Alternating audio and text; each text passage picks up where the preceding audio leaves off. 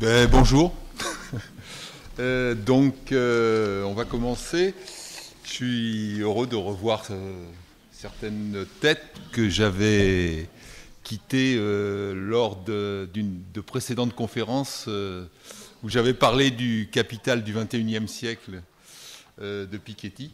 Là, on va changer de registre, mais on est dans l'air du temps, puisque nous allons avoir bientôt les élections européennes. Donc c'est pour ça que j'ai choisi cette année de parler de l'Union européenne, mais sous l'angle économique. Donc je vous dis d'abord en quelques mots en quoi vont consister ces séances. Donc il y aura 4 séances sur le thème analyse critique des politiques économiques. Donc il y a aujourd'hui, il y a le 23 avril, le 6 et le 13 mai. Donc il y a les trois prochaines conférences. J'examinerai un certain nombre de politiques, comme c'est dit dans la brochure, un certain nombre de politiques européennes parmi. Oui. Oui, le 23, faites attention, c'est un mardi. Parce que je ne sais pas, je crois qu'il y a le lundi de Pâques ou un truc. Voilà, donc le 23 avril, c'est un mardi. Donc il y a les 3 séances. J'examinerai un certain nombre de politiques européennes. Parmi les plus significatives, j'ai été obligé de faire un choix puisqu'on a 4 séances. Donc je parlerai, la deuxième conférence parlerai des politiques de concurrence sociale et fiscale. La troisième conférence, je parlerai des politiques financières et monétaires. Et la quatrième, des politiques de la politique budgétaire. Voilà. Celle d'aujourd'hui, c'est un peu une séance d'introduction qui est nécessaire pour parler ensuite des politiques économiques. Il faut d'abord avoir un certain nombre d'éclairages, une double perspective que je vais essayer de tracer avec vous, une perspective historique, les grandes étapes de la construction européenne pour se remettre un certain nombre de choses dans la tête, un peu les moments clés. Et puis la deuxième perspective, c'est la perspective économique, parce que l'évolution, bien sûr, de l'économie mondiale et de ses lignes de force, elle va percuter cette construction européenne, elle va renforcer un certain nombre de tendances qui étaient déjà présentes. Et donc il faut en parler, sinon on ne comprend pas la nature ensuite des politiques économiques qui sont conduites. Donc pourquoi j'ai intitulé aussi ces séances « Analyse critique des politiques européennes », parce qu'il y a 2 mots, il y a analyse, c'est-à-dire que je vais vous présenter une analyse détaillée de ces politiques, et en même temps critique, parce que d'autres politiques sont possibles, et ces autres possibles sont aujourd'hui difficiles à mettre en œuvre. Donc, pour des tas de raisons qu'on découvrira au fur et à mesure, mais que vous subodorez un peu, les traités existants, l'absence de volonté politique. Et donc, le risque, c'est que ce qu'on voit un peu aujourd'hui, le surplace, voire même des risques de dislocation de l'Union européenne avec la montée des nationalismes, etc. Et donc, on aura à examiner ces risques et à nous interroger sur ce qu'on veut faire de l'Union européenne. C'est un peu ce sur quoi je veux vous conduire. Je veux vous conduire avec moi, parce que moi aussi, je vous dis franchement, entre économistes et citoyens, j'ai aussi, moi, des doutes sur ce qu'est l'Union européenne et sur la manière dont on peut effectivement avancer dans sa transformation. Le point aussi sur lequel, juste en préambule, comme ça, je voulais insister, c'est que, donc on a 2 heures, je ferai à peu près 1h30 de présentation et une demi-heure de discussion. Parce qu'on a souvent des tas de questions sur l'Union européenne, c'est technique, c'est compliqué, donc il faut y aller. Donc toutes les séances, il y aura une demi-heure, peut-être même que la dernière, il y aura un peu plus, parce qu'il faudra qu'on arrive ensemble à discuter de ce qu'on veut faire de cette immense mastodonte qu'on appelle l'Union européenne. Donc voilà, donc je vais commencer aujourd'hui donc avec cette double perspective que j'ai annoncée tout à l'heure, hein, la perspective historique, les grandes étapes, le rappel des grandes étapes de la construction européenne, et puis après la perspective économique, c'est-à-dire le contexte mondialisation, financiarisation de l'économie mondiale. Donc là, dans la perspective historique, j'ai distingué six grandes étapes. Six grandes étapes.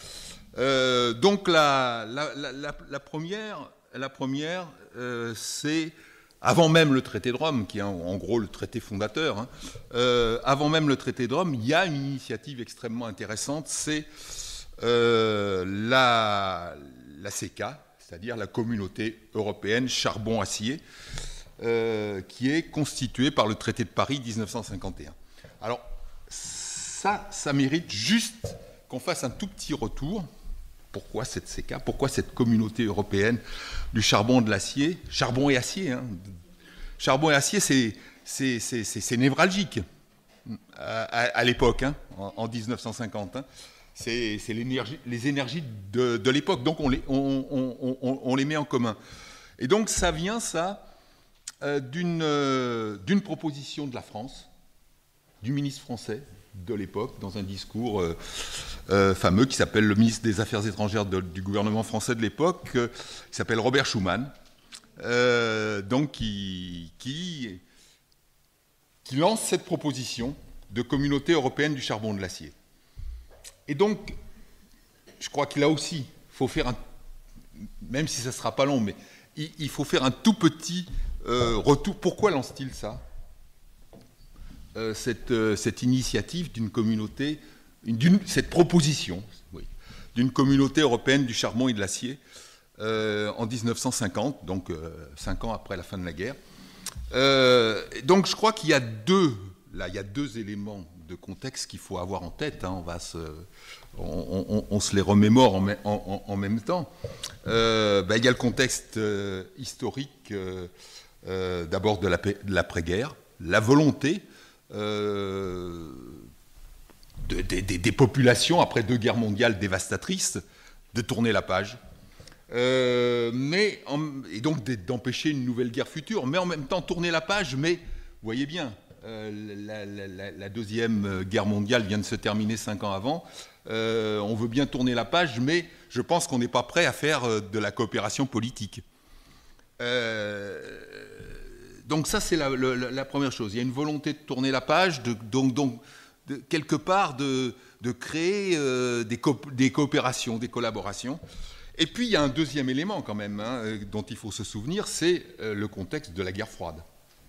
Hein, le contexte de la guerre froide, c'est-à-dire que le président des États-Unis, qui s'appelle Truman, il énonce en 1947 la politique dite de l'endiguement. Endiguement, ça veut dire affronter l'influence croissante de l'Union soviétique à travers un certain nombre de gouvernements qui se sont mis en place à la suite de la Deuxième Guerre mondiale. Et cette politique d'endiguement, elle va prendre, qui est annoncée par le président des États-Unis en 1947, elle va prendre plusieurs aspects extrêmement concrets entre 1947 et 1949. La proposition du plan Marshall, de reconstruction, un plan d'aide à la reconstruction de l'Europe, qui est signé par 16 pays européens, principalement de l'Ouest, en septembre 1947. Ça va se manifester par la création de l'Alliance Atlantique en 1949. Et, troisième point, par la création de la République fédérale allemande. République fédérale allemande, il faut se souvenir, l'Allemagne est occupée depuis 1945, il y a 4 zones d'occupation, et donc l'Allemagne n'a pas d'existence juridique. Et donc là, c'est un peu la décision américaine et des alliés de créer la République fédérale allemande, c'est-à-dire l'Allemagne de l'Ouest, est une espèce de rupture du pacte avec l'Union soviétique qui prévoyait un consensus pour l'avenir de l'Allemagne. Donc, il y a ces deux raisons. Il y a la raison que j'évoquais, c'est-à-dire de tourner la page de la guerre, et puis la raison d'un contexte de guerre froide où il faut assurer les assises, au moins les assises, et en premier lieu les assises économiques de l'Europe de l'Ouest face à la progression des régimes communistes en Europe. Et donc pour ces deux raisons, je crois, le choix va être fait de donner la priorité au rapprochement des économies. Au lendemain de la guerre, encore une fois, en 1950, les peuples ne sont pas prêts au rapprochement politique. Mais l'idée, c'est de créer les conditions d'une impossibilité de guerre future en imbriquant les économies et en même temps, en renforçant les bases économiques et sociales de l'Europe de l'Ouest pour, dans le contexte de l'époque, contenir les tentatives communistes. Il faut se rappeler quand même que dans les pays occidentaux, notamment en Allemagne et en France et Italie, les partis communistes ont entre 25 et 30% des voix à cette période-là.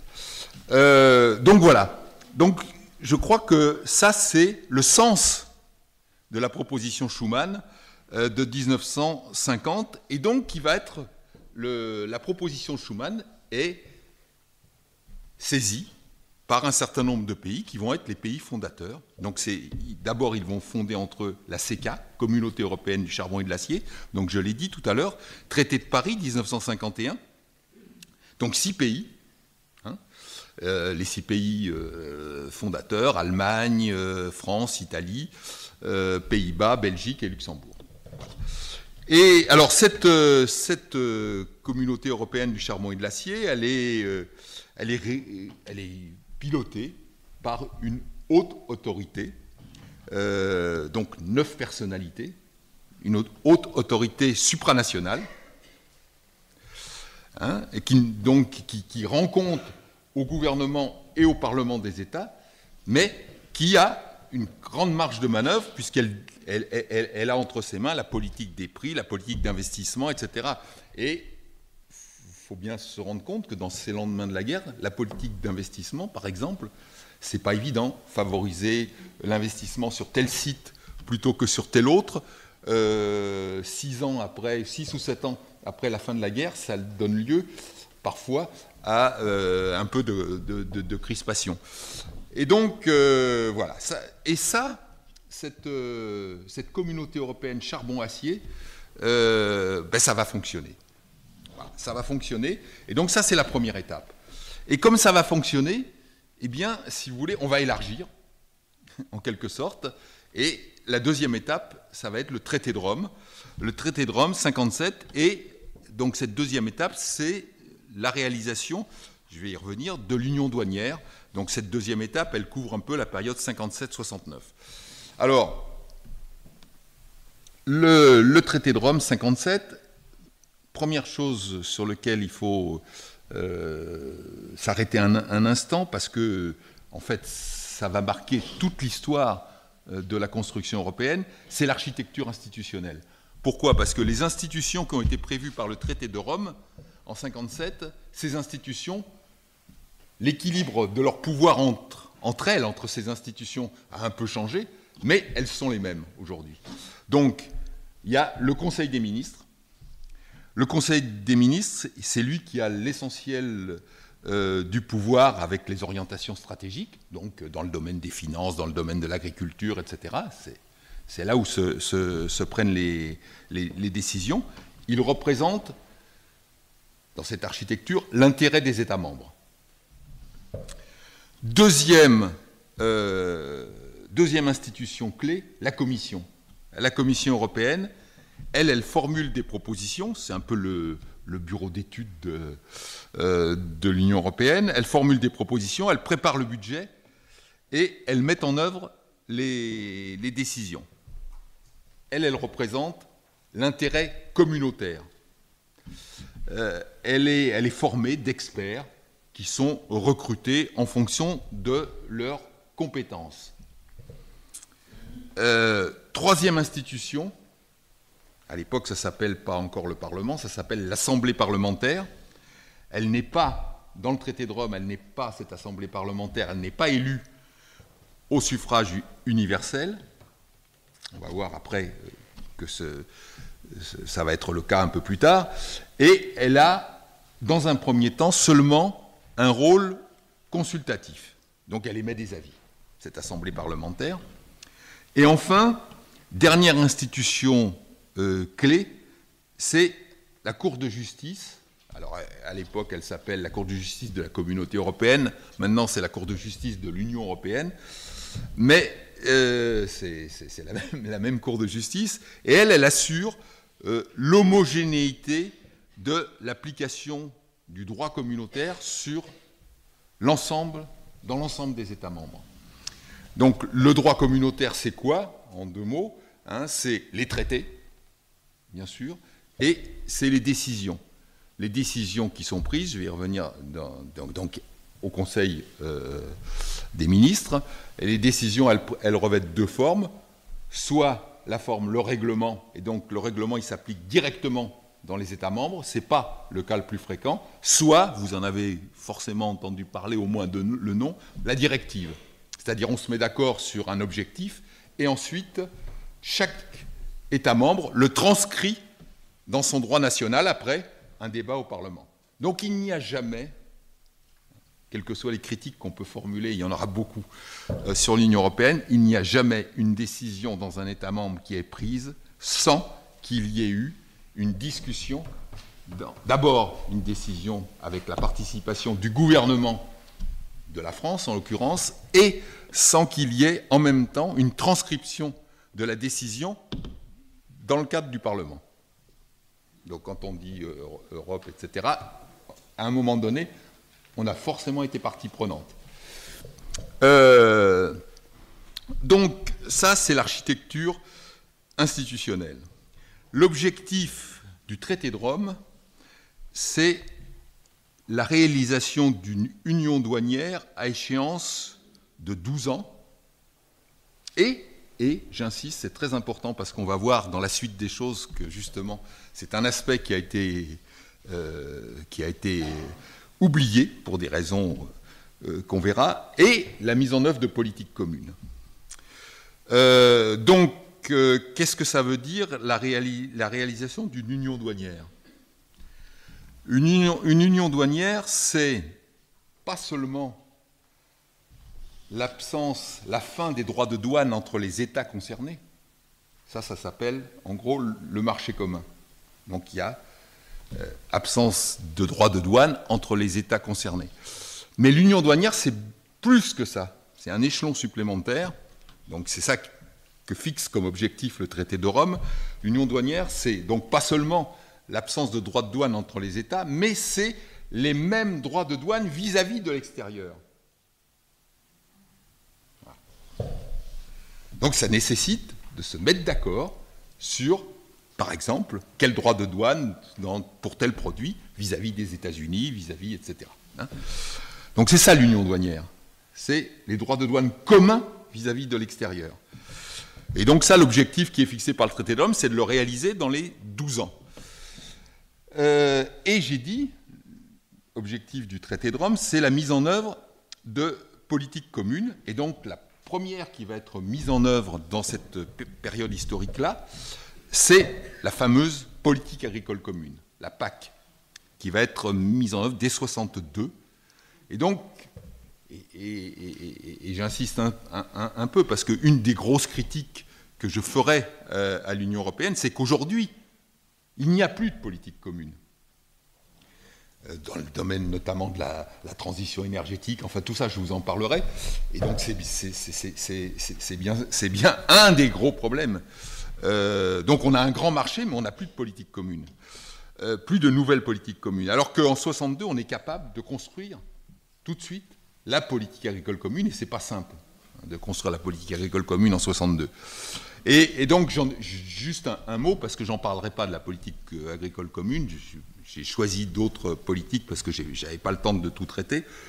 La politique agricole commune, son fil conducteur, c'est l'autosuffisance alimentaire de l'Union européenne. On n'y est pas encore en 62 en autosuffisance alimentaire. L'idée, c'est autosuffisance alimentaire avec deux éléments, deux dispositifs clés à l'époque. Les prix garantis, ça veut dire des prix par type de produit, des prix qui sont garantis aux agriculteurs. C'est-à-dire qu'on veut régler à la fois le problème de l'autosuffisance alimentaire de l'Europe et donner un revenu rémunérateur aux agriculteurs. Les prix garantis. Et le deuxième, la préférence communautaire. La préférence communautaire, ça veut dire quoi? Ça veut dire que les produits de l'Union européenne sont toujours préférés aux produits de l'extérieur. Grâce, justement, à l'union douanière. Il suffit de mettre des droits de douane suffisamment élevés dans un certain nombre de produits et on a la préférence communautaire. Donc ça, c'est la mise en œuvre de la première politique commune. Donc dans cette étape du traité de Rome, donc c'est dans mon schéma de présentation, c'est la deuxième étape. La troisième étape, je l'ai appelée de l'union douanière au marché unique. C'est la période 1970-1989. Alors, il y a d'abord, dans cette période, 1970-1989, il y a d'abord des évolutions institutionnelles. On part toujours des institutions que je vous ai expliquées tout à l'heure, de départ, mais il y a des évolutions. Il y en a trois qui sont notables. Le Parlement européen est élu au suffrage universel depuis 1979. Donc ce qui accroît, forcément, à partir du moment où ce sont plus seulement des représentants des parlements nationaux, mais où il est élu au suffrage direct, ça accroît sa légitimité et ça renforce son pouvoir politique. Et d'ailleurs, j'avais signalé tout à l'heure que dans l'Assemblée parlementaire prévue par le traité de Rome, il avait un droit d'avis. À partir de 79, on va voir qu'au fur et à mesure de l'histoire, le poids du Parlement européen va grossir, il a maintenant un droit d'amendement dans un certain nombre de domaines. Ça, c'est la première évolution notable institutionnelle. La deuxième, c'est la création d'un Conseil européen des chefs d'État et de gouvernement. Je vous avais parlé tout à l'heure du Conseil des ministres. Donc le Conseil des ministres, il demeure, mais le Conseil des ministres, il était sectoriel sur l'agriculture, sur les finances, sur l'énergie, etc. Là, si vous voulez, au fur et à mesure que l'Union, enfin, ça s'appelle la communauté européenne, grossit, il y a besoin aussi de traiter de problèmes généraux. Donc, à partir de 1974, il y a la création d'un Conseil européen des chefs d'État et de gouvernement. Donc, qui va traiter des politiques générales, la politique étrangère, la politique budgétaire, la question des élargissements à de nouveaux États membres, etc. Donc, c'est quelque part, on rehausse l'activité du Conseil des ministres, qui était un conseil un peu sectoriel.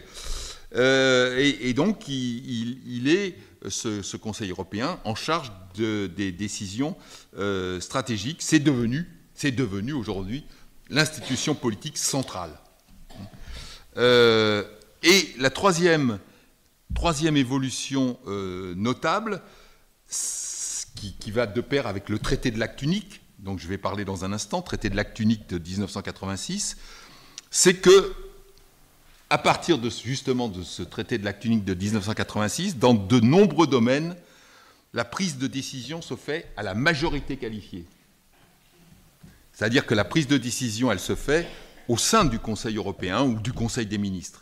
Et à partir de 1986, dans un certain nombre de domaines que décrit le traité, elle va se faire à la majorité qualifiée. Alors, ce qu'il faut savoir, parce que ça c'est resté constant depuis, la majorité qualifiée au sens Union européenne, c'est 55% des États membres qui représentent 65% de la population. Si vous voulez, ce décalage, c'est pour éviter que ce soit les petits États qui imposent leurs décisions aux gros. Donc c'est pour ça qu'on met on met un ratio de population un peu plus élevé. 55% des États membres, 65% de la population. Donc ça, c'est les évolutions institutionnelles. Donc là, je suis sur la troisième étape, 70-89. Alors cette étape, elle est 70-89, elle est très riche aussi en matière d'intégration économique. On va voir que, chemin faisant, l'intégration économique entre les États membres s'accroît. Alors, je vais donner un certain nombre d'éléments et j'insisterai sur les plus importants. Donc d'abord, l'union douanière, qui était la proposition du traité de Rome, elle est achevée en 1968. C'est-à-dire que le traité de Rome l'avait prévu dans un délai de 12 ans. Elle est achevée un an plus tôt, c'est-à-dire qu'à partir de 68, les États membres ont une politique de tarification vis-à-vis de l'extérieur commune. Avancement de l'intégration économique, c'est l'institution d'une nouvelle politique commune en 1974, qui est la politique régionale commune. Ça veut dire qu'on commence à s'intéresser à cette époque-là et à prendre en compte les divergences de niveau économique et de niveau de développement entre les régions des États membres. Et donc, on va affecter un certain nombre de fonds, dans le cadre de cette politique régionale, au rattrapage des régions qui sont les plus en retard dans l'ensemble de l'Union européenne. Autre élément important de cette période sur la question de l'intégration économique, c'est la création d'un système monétaire européen, 1979. Création du système monétaire européen qui organise une gestion commune des taux de change. Avec... alors, ça veut dire gestion commune des taux de change. Bon, là, on est un peu dans le... Je ne vais pas trop insister, on y reviendra si vous le voulez, mais en 1979, on est dans un contexte mondial de taux de change flottants. Les taux de change flottants, ça veut dire que la parité d'une monnaie varie au jour le jour en fonction de l'offre et de la demande de cette monnaie. Donc, il peut y avoir des fluctuations importantes de ce taux de change. Et donc, les États membres de l'Union européenne se disent ça, c'est un facteur d'instabilité que nous devons essayer de maîtriser.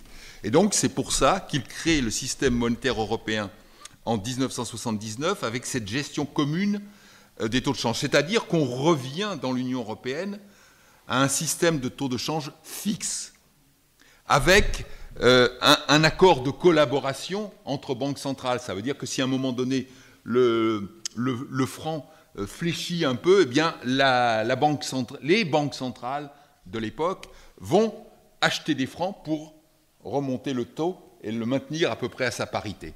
Voilà, c'est ça le taux de... Donc c'est une gestion commune des taux de change. Et ça, ce système monétaire européen qui se met en place en 1979, si vous voulez, c'est le lointain ancêtre de la zone euro. S'il n'y avait pas eu cette première étape de mise en collaboration des banques centrales pour gérer un système de parité fixe, on n'aurait pas parlé d'euro, même si ça ne suffisait pas pour créer l'euro. On va le voir tout à l'heure. Autre élément dans la voie de l'intégration économique, toujours sur cette période-là, c'est le fameux traité de l'acte unique 1986, qui crée ce qu'on appelle le marché unique. Alors le marché unique, c'est beaucoup plus que le marché commun, et beaucoup plus que l'union douanière. Le marché commun, c'était la fin des droits de douane. L'union douanière, c'est des droits de douane communs avec l'extérieur. Là, c'est, avec le marché unique, c'est la fin de ce qu'on appelle les barrières non tarifaires. Les barrières non tarifaires, c'est les normes techniques, les normes de protection des consommateurs, les normes environnementales, les normes sanitaires. Voilà. Et ça, c'est très important parce que vous pouvez avoir absence de droit de douane entre deux États, mais si les normes techniques d'un véhicule, par exemple, ne sont pas les mêmes, même s'il n'y a pas de droit de douane, il va falloir qu'ils subissent des contrôles aux frontières, etc. De même pour les normes sanitaires, etc. Donc le marché unique, c'est la fin de ces ces normes différentes entre les États, mais c'est beaucoup plus que ça aussi, le marché unique. C'est l'ouverture des marchés publics entre les États membres, c'est-à-dire que jusqu'à maintenant, jusqu'à cette date, les marchés publics, c'était essentiellement des marchés publics nationaux. Là, à partir d'un certain seuil de marchés publics, on ouvre à la concurrence aux autres États membres, réciproquement. J'y reviendrai tout à l'heure, ça c'est fondamental, c'est la liberté de circulation des capitaux. Et les hommes, ça vient aussi, parce que c'est au même moment qu'on crée l'espace Schengen de libre circulation des hommes, c'est aussi la liberté d'établissement bancaire. Là, je vais y revenir tout à l'heure dans le contexte économique, c'est le marché unique, le traité de l'acte unique de 86, il est fondamental. Et il est fondamental aussi parce que, par un grand absent, et ça marque un tournant dans l'évolution de l'Union européenne, il n'y a pas de nouvelle politique commune. Donc c'est le marché. Et on va expliquer pourquoi tout à l'heure. Donc ça, c'est la troisième étape. La quatrième, c'est la période qui s'ouvre à partir de 1992 avec le traité qu'on appelle le traité de l'Union européenne, que vous connaissez tous sous le nom de traité de Maastricht. 1992. Donc ce traité de Maastricht, il est fondamental, puisque c'est lui qui va créer la zone euro, qui va créer l'euro. Et donc, là, il y a une accélération de l'histoire. Il y a une accélération de l'histoire, et donc, alors, pour expliquer cette accélération de l'histoire, il y a bien sûr les facteurs d'intégration économique progressive dont je vous ai parlé précédemment, la gestion commune des taux de change, le marché unique à partir de 1986. Donc ces éléments-là auraient pu amener un jour à créer une monnaie commune. Mais là, on force l'histoire. Pourquoi ? Parce qu'il y a des éléments extérieurs qui viennent justement accélérer cette histoire. Les phénomènes extérieurs, c'est l'effondrement de l'URSS, c'est la chute du mur de Berlin en novembre 89, et c'est un an après la réunification allemande, en 1990. Et donc ça percute fortement le fonctionnement traditionnel de l'Union européenne. Pourquoi ? Parce que les autres États membres se disent qu'est-ce qu'on va faire de l'Allemagne ? Je résume. Je tire mes infos. Non, mais je tire mes infos comme ça des verbatim d'Attali, qui était conseiller de Mitterrand à cette époque-là, et qui explique qu'il y a, d'un coup, l'Allemagne est réunifiée. Donc elle pèse plus le même poids, elle va plus peser le même poids qu'elle pesait avant. Et donc, les autres États membres s'interrogent, se disent est-ce que l'Allemagne va pas jouer un jeu solitaire au cœur de l'Europe, surtout que les régimes de l'Est s'effondrent. Et donc, la solution qui est trouvée à ces interrogations, et vous avez remarqué que depuis le début, l'Union européenne, c'est toujours l'économie qui pilote la politique. Et donc là, on ne va pas s'en sortir en créant une coopération politique accrue. Non, on va créer une monnaie commune. Et on va créer une monnaie commune. L'Allemagne, qui à l'époque réunifiée en plus à une monnaie plus forte, la création de la monnaie commune, ça va se faire aux conditions de l'Allemagne. Et donc, voilà, ça c'est le traité de l'Union européenne, Maastricht, 1992. Alors, qu'est-ce qu'il dit, ce traité de Maastricht ? Toujours pareil, il y a toujours des dispositions institutionnelles et des dispositions économiques dans les traités. Donc, du point de vue des dispositions institutionnelles, vous avez renforcement des pouvoirs du Parlement européen. Je vous avais dit, dans le traité de l'acte unique, qu'il y avait un droit d'amendement. Au départ, c'était un simple avis, traité de Rome. Ensuite, traité de l'acte unique, droit d'amendement. Là, le droit d'amendement, il est étendu à d'autres domaines. plus il se voit doté, ce Parlement européen, d'un pouvoir de codécision dans un certain nombre de domaines. Donc vous voyez, on franchit une étape supplémentaire, et ce Parlement se voit même doté de la possibilité de rejeter le budget qui est proposé par le Conseil européen et la Commission. Ça, c'est les dispositions institutionnelles. Donc, renforcement très important des pouvoirs du Parlement européen. Ensuite, les dispositions économiques et monétaires, c'est en ça que le traité de l'Union européenne, le traité de Maastricht, fait franchir à l'Union européenne une étape considérable, puisqu'il prévoit le calendrier, ce traité, le calendrier de l'Union économique et monétaire, c'est-à-dire l'entrée dans la zone euro et les étapes à franchir pour entrer dans la zone euro. Il prévoit, ce traité, les statuts de la future Banque centrale européenne, et donc notamment, je vais y revenir tout à l'heure, notamment l'indépendance de la Banque centrale européenne par rapport au pouvoir politique. Et il prévoit, troisième élément important, les critères de convergence pour entrer dans la future Union économique et monétaire. C'est-à-dire que les États, pour rentrer dans cette zone euro, Union économique et monétaire, devront satisfaire à un certain nombre de critères de convergence. J'insiste pas, j'y reviendrai longuement plus tard. Vous connaissez le principal d'entre eux, on en entend parler tous les jours, c'est le fameux taux de déficit public qui ne doit pas être supérieur à 3% du PIB. C'est un des critères de convergence. L'autre connu aussi, c'est le taux de dette publique qui ne doit pas être supérieur à 60% du PIB. Donc ces critères sont prévus, avec les chiffres que je viens de rappeler là, sont prévus dans le traité de l'Union européenne de 1992. Et donc, comme ce traité prévoit les étapes à franchir, eh bien, il prévoit l'espèce d'examen de passage avant l'entrée officielle dans l'euro, c'est-à-dire que tous les États membres candidats devront avoir satisfait aux critères de convergence. Cinquième étape,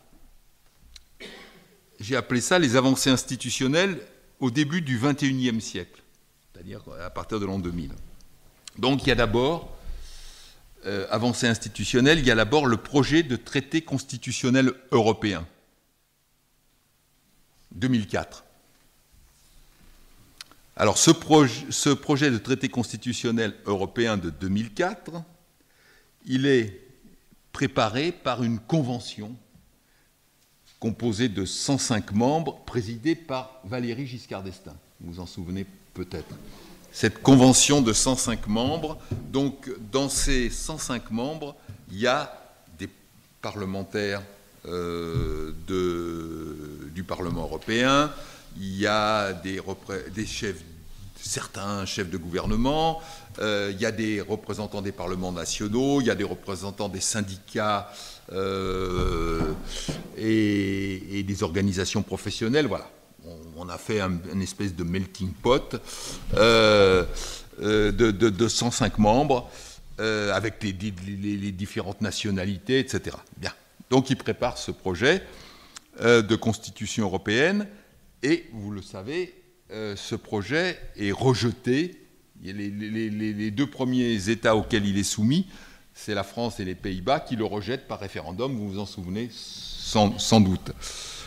Et donc, le projet de traité constitutionnel qui est repoussé, il va ressurgir sous la forme d'un nouveau texte qu'on va appeler le traité de Lisbonne. Pourquoi ? Parce qu'il a été signé lors du Conseil européen de Lisbonne en décembre 2007. Donc le rejet du traité constitutionnel par la France et les Pays-Bas, c'est en mai-juin 2005.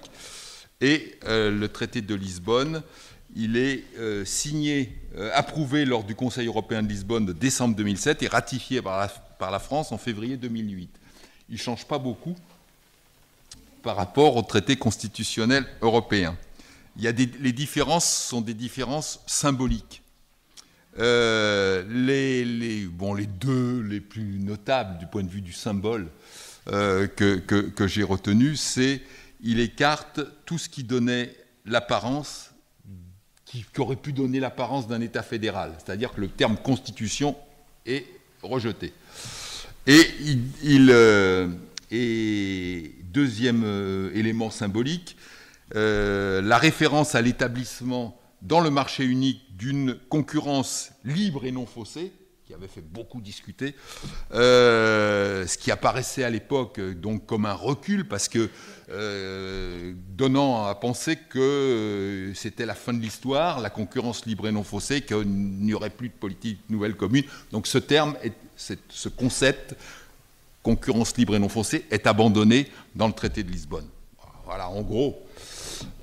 Donc, qu'est-ce qui contient ce traité de Lisbonne qui est en œuvre? Il contient un certain nombre de choses quand même, hein, qui étaient déjà hein, dans le traité constitutionnel européen. Donc, les éléments du traité de Lisbonne, c'est un président stable du Conseil européen. Vous savez donc désormais ce que c'est le Conseil européen des chefs d'État et de gouvernement. Donc, j'avais oublié de le préciser tout à l'heure, le Conseil des chefs d'État et de gouvernement, comme le Conseil des ministres, jusqu'à cette époque-là, il était présidé par une présidence tournante. C'est-à-dire, tous les 6 mois, voilà, il y avait un des pays membres qui prenait la présidence. Voilà. Désormais, on a un président stable du Conseil européen pour 2,5 ans. Qui c'est qui connaît le président aujourd'hui du Conseil européen? Ah un terreau sur le fonctionnement de l'Union européenne. Je sais parce qu'à chaque fois que je pose la question, moi je sais. Donc non. Voilà. C'est Donald Tusk. Et c'est pas un Anglais, c'est un Polonais. Contrairement à ce qu'on... Voilà, c'est Donald Tusk. Voilà. Il est président du Conseil européen. Et pour la petite histoire, il a été... je crois qu'il peut faire 2 mandats. Donc, je crois qu'il en est à son 2e. Et Donald Tusk, c'est l'ennemi juré du président polonais actuel. Voilà. Non, mais ça, c'est... Bon. Avec lequel l'Union européenne a quelques soucis. Donc, autre innovation du traité de Lisbonne, c'est, et ça c'est aussi c'est important, et vous voyez, la montée en charge progressive quand même du Parlement européen, c'est la généralisation de la codécision entre le Conseil européen et le Parlement.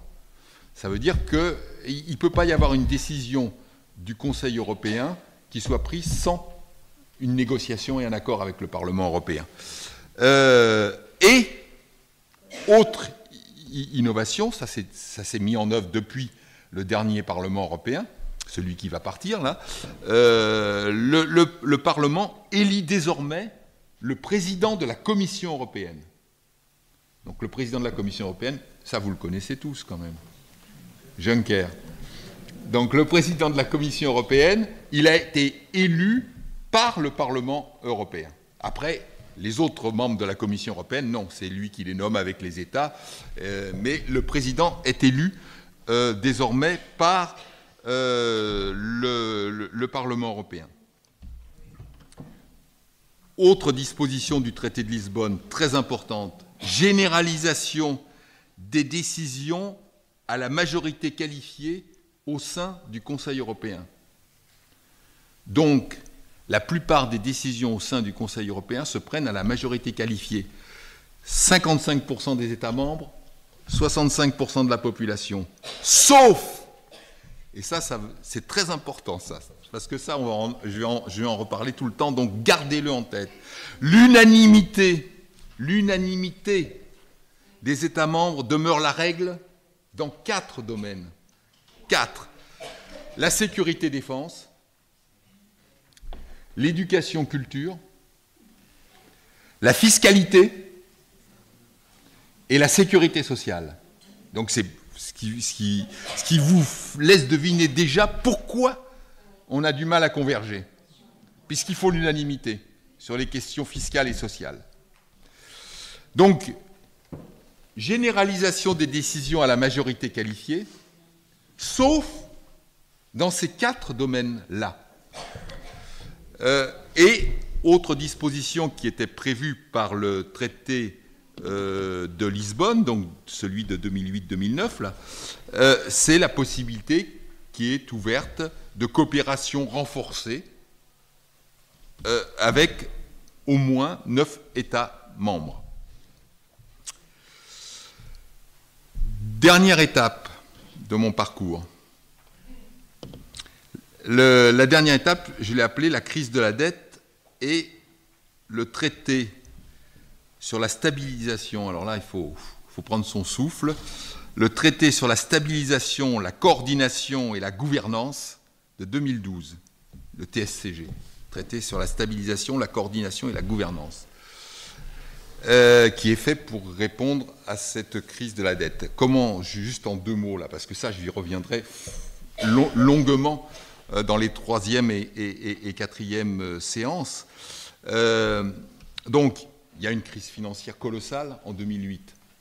Ça, vous le savez, une crise majeure. Crise majeure comme il n'y en avait pas eu depuis 1929. Cette crise majeure, crise financière, elle se double, elle se prolonge par une crise économique. C'est-à-dire que le recul de l'activité. Et les 2, crise financière plus crise économique, débouchent sur une crise de la dette publique. Pourquoi ? Parce que crise financière et crise économique vont accroître les déficits publics, à la fois pour sauver les banques et en même temps parce que l'activité va fortement reculer. Donc il va y avoir augmentation des déficits publics. La dette, ce n'est que la somme cumulée des déficits publics. Donc on va être en présence d'une crise de la dette publique, c'est-à-dire qu'il va y avoir une montée en puissance de cet endettement public qui va démarrer, vous vous en souvenez peut-être, avec l'épisode de la Grèce en 2010. Voilà. Et elle va déboucher cette crise, cette triple crise, c'est une triple crise dont les éléments s'emboîtent les uns dans les autres, hein, je m'expliquerai là-dessus, crise financière, crise économique, crise de la dette, elle va déboucher sur une généralisation des politiques de redressement budgétaire, des politiques d'austérité. Elle va être drastique dans les pays qui vont bénéficier d'un plan d'aide, entre guillemets, la Grèce, l'Irlande, le Portugal, l'Espagne. Elle va être plus indirecte dans les autres pays. Et donc, ce traité de 2012, c'est lui qui met en place cette politique d'austérité par 2 éléments clés.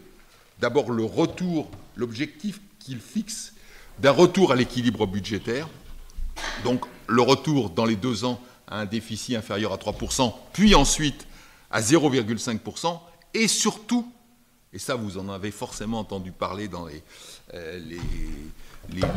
discussions récentes, là, puisque notamment ça s'est posé pour l'Italie, l'examen préalable des budgets nationaux par la Commission européenne, qui peut se traduire ensuite, qui donc doit donner son avis et approuver le budget des États membres. C'est la voie, si vous voulez, qui est donnée par le traité pour le retour à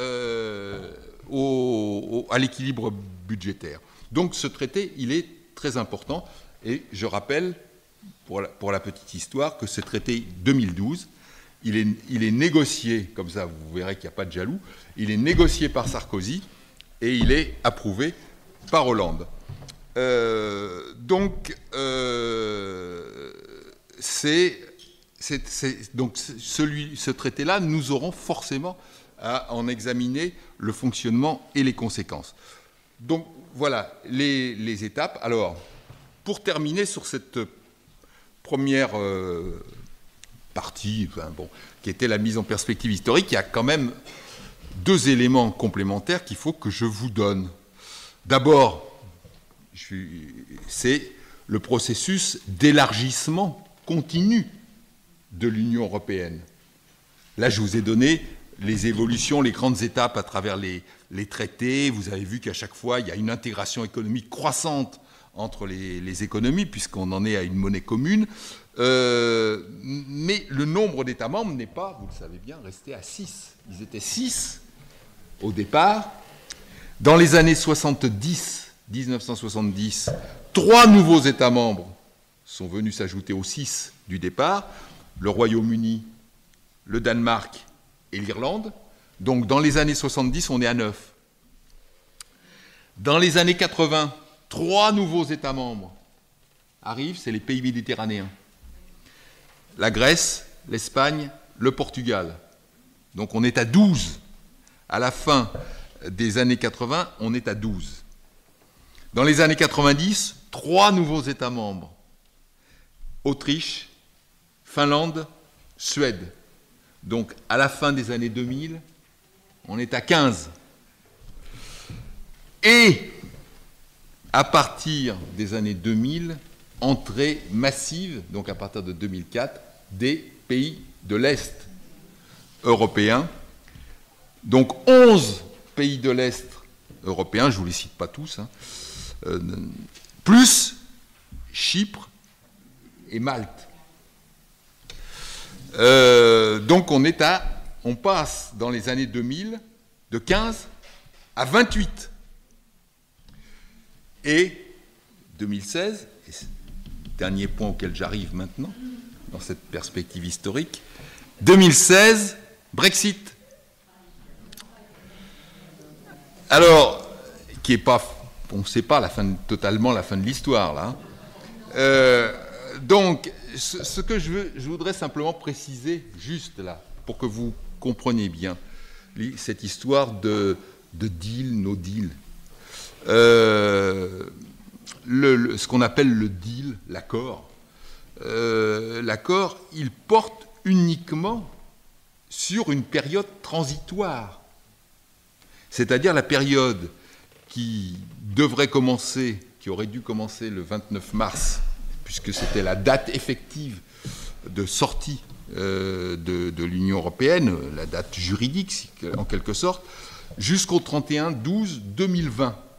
En gros, donc, l'accord dont il est question en ce moment, sur lequel essaye de voter le Parlement britannique depuis 3 mois, c'est un accord pour une période transitoire. Il ne dit rien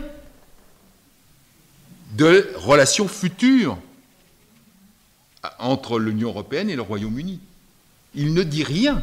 Justement, il fait cette période transitoire, je vais vous dire les 3-4 termes de cette période transitoire, il fait une espèce de modus vivendi pour pouvoir discuter plus tranquillement pendant les quasi 2 ans de ce que seront les relations futures entre le Royaume-Uni et l'Union européenne. Non. Ah ben là, oui, alors là, ça change. Non, mais là, pourquoi il y avait cet accord ? Vous voyez, c'était pour préserver une période un peu je vais vous dire les termes, hein, de bon fonctionnement, pour qu'on puisse discuter tranquillement après, alors éventuellement après, sortie totale, sortie aménagée, enfin voilà, toutes les cas de figure pouvaient être possibles. Mais, encore une fois, ce qu'on appelle le deal ou le no deal, c'est sur une période transitoire. Et ça porte, en gros, hein, je vais vous dire, 4 points principaux. Le Royaume-Uni ne participe plus aux décisions, mais doit appliquer les règles budgétaires pendant cette période transitoire, j'insiste, hein, jusqu'à fin 2020. Il conserve le bénéfice de l'union douanière et de la libre circulation pour ses résidents, des 2 côtés d'ailleurs. Hein. 3e point, on est d'accord sur la facture du divorce, sur ce qu'il doit payer pour solder les comptes. Et 4e point, et c'est là peut-être avec le 2e, c'est là où ça chagrine, c'est la fameuse clause qu'on appelle de backstop. c'est-à-dire le refus d'un retour à une frontière entre les deux Irlandes. Et donc, vous allez comprendre tout de suite pourquoi cette question elle est épineuse et comment la question irlandaise elle est étroitement liée à la question de l'union douanière. Parce que ceux qui ont défendu le Brexit, et puis le peuple anglais, britannique, pardon, qui a voté pour le Brexit, je veux dire, si il n'y a pas de sortie de l'union douanière, le Brexit, il ne rime à rien. Je veux dire, un des éléments qui était en discussion et qui a été qui a fait l'objet justement de points d'achoppement entre les citoyens britanniques, c'était la possibilité pour le Royaume-Uni de recouvrer une liberté de négociation de traités commerciaux avec les autres pays du monde sans être tenu par les règles de l'union douanière. C'est, sur le plan économique, si vous voulez, le sens d'une sortie de l'Union européenne, il ne se conçoit pas si on ne sort pas de l'union douanière, puisque l'union douanière, c'est une politique commune vis-à-vis de l'extérieur. Donc si on continue à naître dans l'union douanière, la sortie est une fausse sortie. Bon. Or, donc comment récupérer sa liberté de négociation de traités internationaux si on reste dans l'union douanière? Pas possible. Et en même temps, comment faire en sorte qu'il n'y ait pas union douanière, donc rétablissement de contrôle douanier entre les deux Irlandes? Puisque l'Irlande du Nord, elle est dans le Royaume-Uni, pas l'Irlande du Sud. Si le Royaume-Uni sort de l'union douanière pour pouvoir avoir sa liberté de négociation, donc à un moment donné, il faut bien rétablir quelque part des contrôles entre les deux Irlandes. Or, et tout le monde dans l'Union européenne est conscient de ça, les accords de paix datent d'il y a 20 ans et sont extrêmement fragiles. Vous imaginez, il y a eu une guerre civile pendant des années. Vous imaginez la manière dont va être effectué un contrôle douanier entre les deux Irlandes à un moment donné, comment ça risque de mettre le feu aux poudres. Et donc, d'où cette clause de backstop. Et donc, toute la négociation, c'est de dire, on peut faire une exception pour l'Irlande du Nord, mais c'est là que le parti unioniste d'Irlande du Nord dit non, nous on ne veut pas d'exception puisqu'on est le Royaume-Uni, nous on ne veut pas être l'Irlande. Donc voilà, parce que l'idée c'était de dire, on ne rétablit pas de frontière entre les deux Irlandes, on fera passer les éventuels contrôles douaniers dans la mer du Nord. Mais du coup, ça fait en sorte que les unionistes du Nord et la majorité de Theresa May au Parlement, elle est liée à ce petit parti qui a 10 ou 12 députés. Ils disent, pas question de nous considérer d'une manière réglementaire autre que le reste du Royaume-Uni. Voilà. Vous voyez que la question irlandaise, elle est étroitement liée à la question de l'union douanière. Voilà. Et donc, vous comprenez pourquoi c'est épineux, cette question-là. Alors, donc, je ne sais pas. Il y a eu 150 000 votes. Il y a eu vote, le refus de l'accord et le refus du non-accord. Hein? Et donc là, la dernière dans de multiples votes, hein, il y a une majorité contre l'accord, ce fameux deal là en 4 points donc, que je vous ai présenté il y a un instant, et il y a une majorité contre le non-accord. Voilà. Donc voilà, c'est pas les mêmes, mais donc la dernière échéance, enfin, pour l'instant, parce que c'est le 12 avril. Pourquoi ? Parce que le 12 avril, le Royaume-Uni devra signifier aux autres États membres s'ils comptent participer ou non aux élections européennes. Ben oui. Et la date limite, c'est le 12 avril, pour pouvoir entamer la campagne officielle. Donc le 12 avril, le gouvernement britannique, donc le Parlement britannique devra dire si il organise les élections. Alors s'il organise les élections européennes, alors là on repart pour un processus qui est peut-être un peu plus long. Hein. Et sinon, pour le Conseil européen, c'est le Royaume. S'il dit non, je n'organise pas les élections européennes, c'est une manière de dire pour les autres membres, de dire, ben il prend ses responsabilités, il n'organise pas, donc il sort. Voilà, de fait, il sort. Voilà, donc à suivre de près jusqu'au 12 avril, il ne nous reste pas beaucoup de temps pour être fixé, mais comme il y a des votes tous les jours, quasiment, voilà, et c'est vraiment, il y a des jours où il faut, il y a des journées où je regarde un peu les débats, bon, c'est à s'y perdre un peu. Enfin voilà, je vous ai dit l'essentiel, vous avez bien compris que la question clé, c'est la question de la sortie de l'union douanière, parce que c'est ça qui donne de la liberté. C'est pour ça qu'on sort de l'Union européenne, c'est pour recouvrer notamment une liberté de négociation des traités commerciaux, qui ne soient pas liés aux autres États membres. Et en même temps, comment faire en sorte d'avoir cette liberté de négociation, donc de sortie de l'union douanière, sans rétablir de frontières entre les deux Irlandes. Voilà. Voilà. Et là, on tombe sur des questions, effectivement, qui sont extrêmement sensibles. Ben, vous le savez, parce que l'histoire nous a appris que c'était pas le problème entre les deux Irlandes était un problème difficile, et que là, tout le monde était... Et justement, les négociateurs des États membres, ils disent, ça fait 20 ans qu'il y a la paix,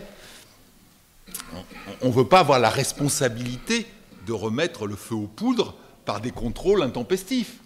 Voilà. Il y a aucune possibilité de réunification entre les deux Irlandes ? Ah non, une partie de l'Irlande du Nord ne veut absolument pas. Donc, alors, attendez, ce qui est quand même étonnant, quand on regarde les votes, l'Irlande du Nord, comme l'Écosse, ont voté contre le Brexit, c'est-à-dire pour le maintien dans l'Union européenne. Mais sauf que le parti unioniste de l'Irlande du Nord, il y a d'autres députés, mais il y a un parti unioniste, il ne veut pas entendre parler d'avoir un traitement différent de celui du reste du Royaume-Uni. Bon, je ne vais pas passer la soirée là-dessus. On y reviendra dans la discussion, puisque tout à l'heure, je vais arrêter, et donc on va discuter. Si vous avez des questions, on pourra y revenir, mais bon, là, on est devant un état de fait. À un moment donné, les choses ont été lancées. L'accord était un accord à peu près, cet accord-là sur la période transitoire laissait, en fait, il suffisait de tenir encore un an et demi, quoi, en gros, pour se donner les coups des franches, pour réfléchir à des solutions un peu... Bon, qui puissent ménager les susceptibles. C'était un accord d'attente, ça. C'est pas comme si on jouait l'avenir définitif du Royaume-Uni par rapport à l'Union européenne. C'est ça qui est terrible, hein. Mais c'est que là, ça enflamme les... Bon. Et voilà. Donc, la deuxième mise en perspective que je voulais faire, c'était la perspective économique. Donc, le contexte. Le contexte, parce que, si vous voulez, on verra dans les séances suivantes qu'on va avoir ensemble, où je vais rentrer dans le cœur des politiques économiques, on va voir qu'elles sont fortement marquées par ce qui s'est passé dans le monde, hein, par l'évolution propre de l'Union européenne, mais aussi par ce qui s'est passé dans le monde. Donc ce qui se passe dans le monde, c'est que nous avons un changement, un double changement que j'ai appelé institutionnel et idéologique, deux changements majeurs au tournant des années 80. Deux changements majeurs et d'abord le changement du cadre économique.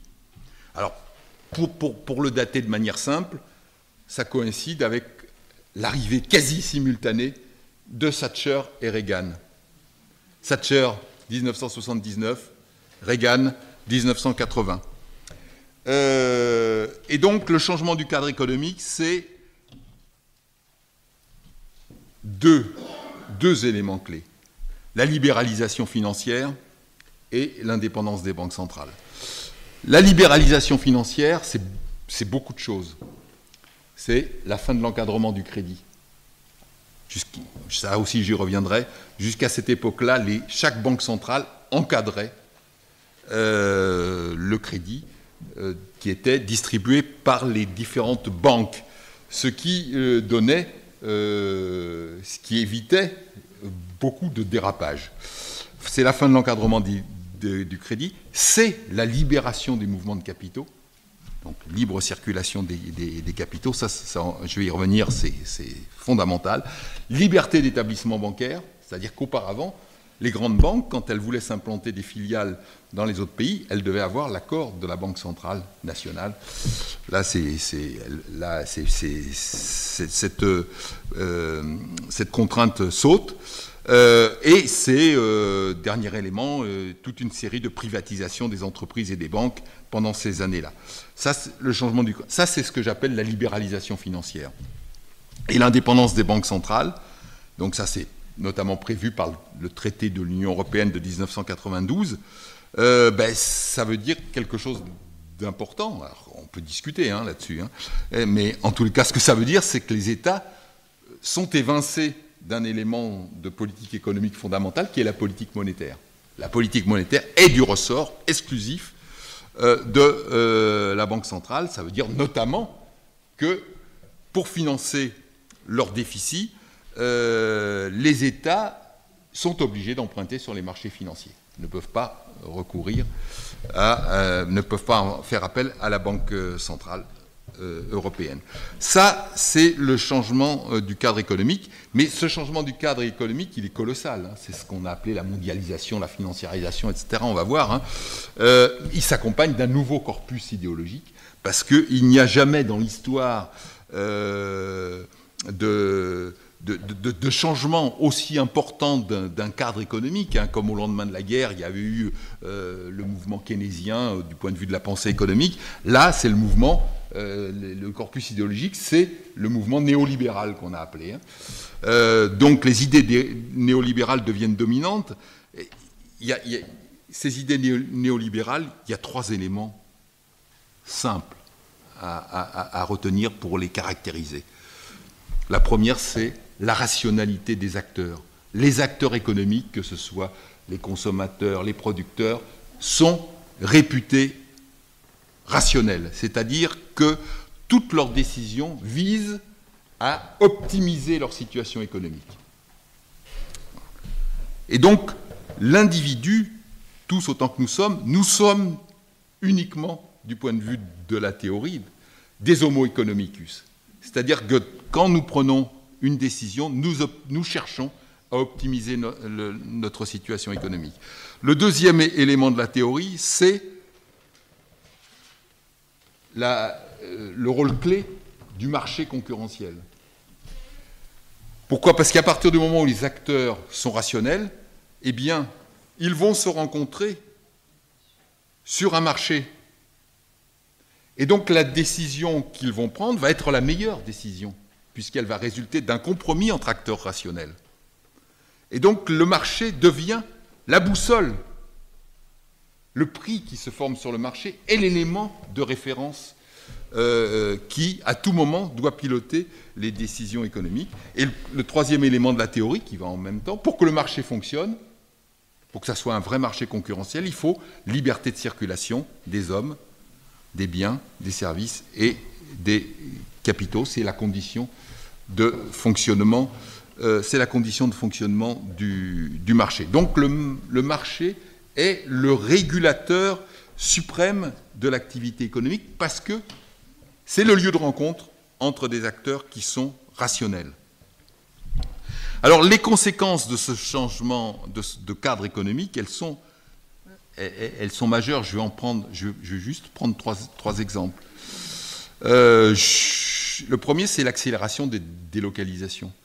Jusqu'alors, jusqu'au tournant des années 80, les États, les entreprises fonctionnaient pour l'essentiel sur une base nationale et ils exportaient des marchandises.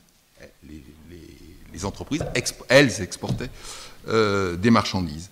À partir du moment où il y a libération des mouvements de capitaux, eh bien, elles vont commencer à délocaliser des unités de production, puisque les capitaux peuvent franchir les frontières, et elles vont créer des filiales à l'extérieur. On va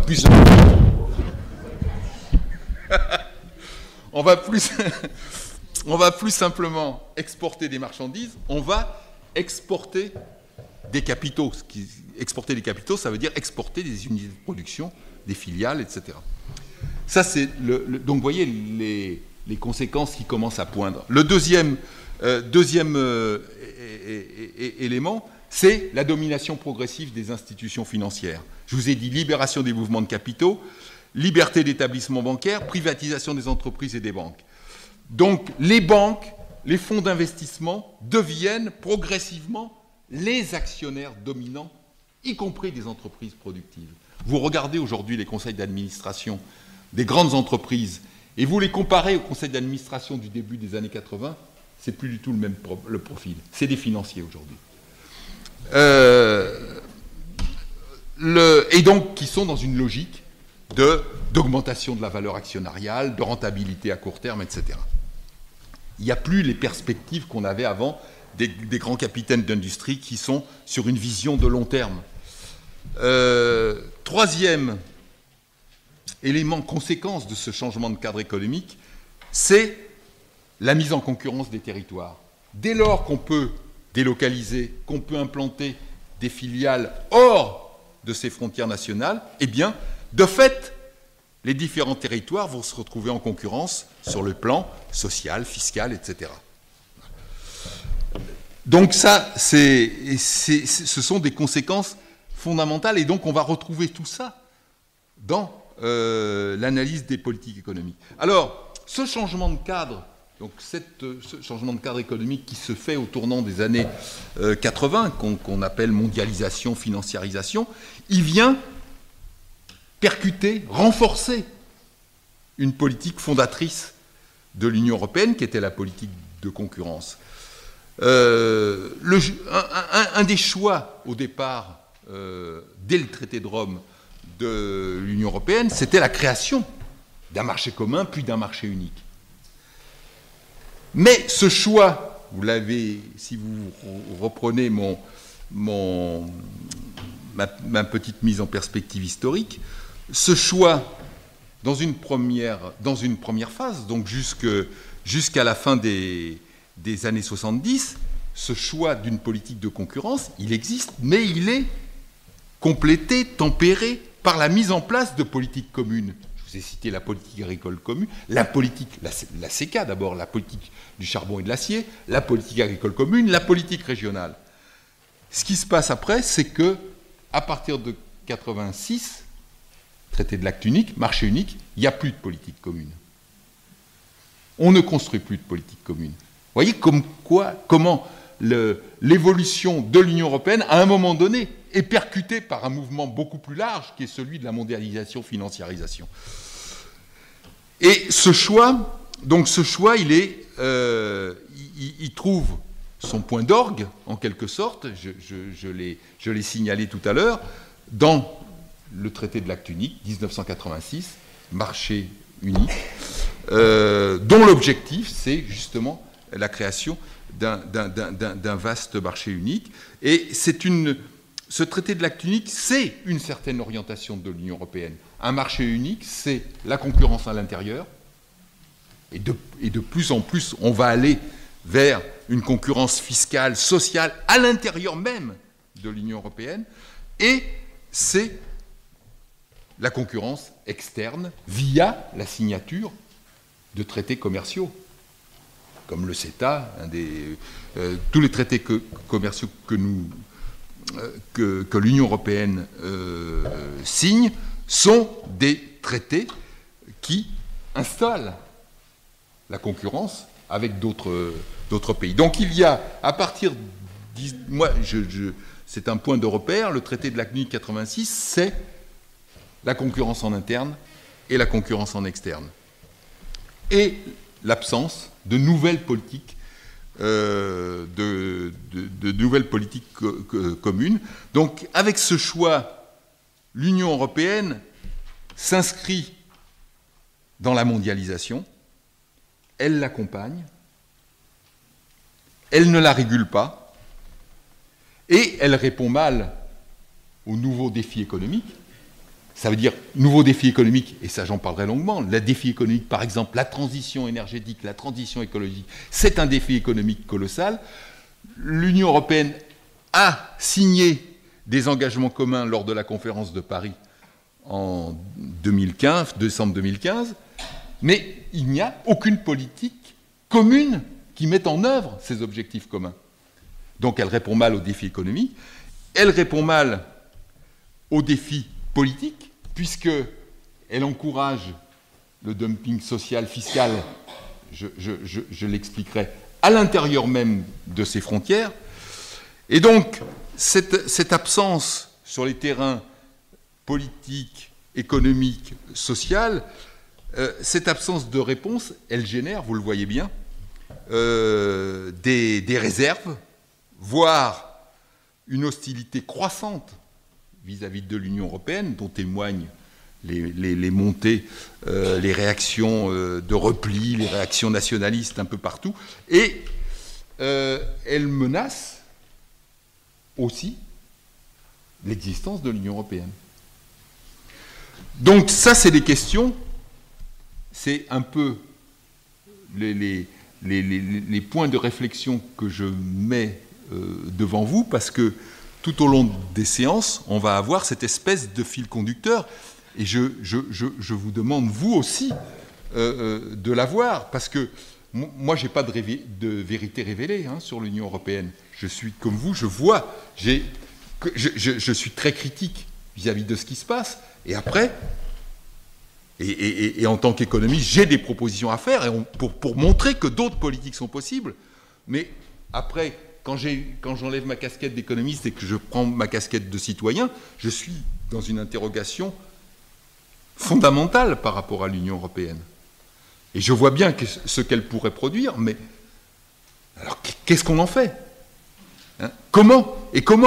Donc je voudrais que vous ayez simplement ces idées qui soient dans un coin de votre tête, puisque au fur et à mesure qu'on va améliorer notre connaissance des politiques économiques européennes, forcément, les questions vont s'amplifier, les questions vont reposer sur un certain nombre d'éléments nouveaux. Et donc, l'idée, c'est qu'après, voilà, nous puissions discuter aussi un peu entre nous sur qu'est-ce qu'on peut faire avec l'Union européenne. Et est-ce que à 27 ou 28, il est possible de faire quelque chose? Est-ce qu'il ne faut pas trouver un autre biais pour avancer? Parce qu'il y a des échéances quand même. Je veux dire, les politiques d'harmonisation fiscale, sociale, elles sont devant nous. La politique de transition énergétique, elle est colossale. Et on voit bien que si on peut la faire à plusieurs, c'est mieux que de la faire tout seul. Donc voilà, c'est toutes ces questions-là que j'ai dans ma tête et que je vais vous poser tout au long des séances. Voilà, là j'ai fini mon introduction. Et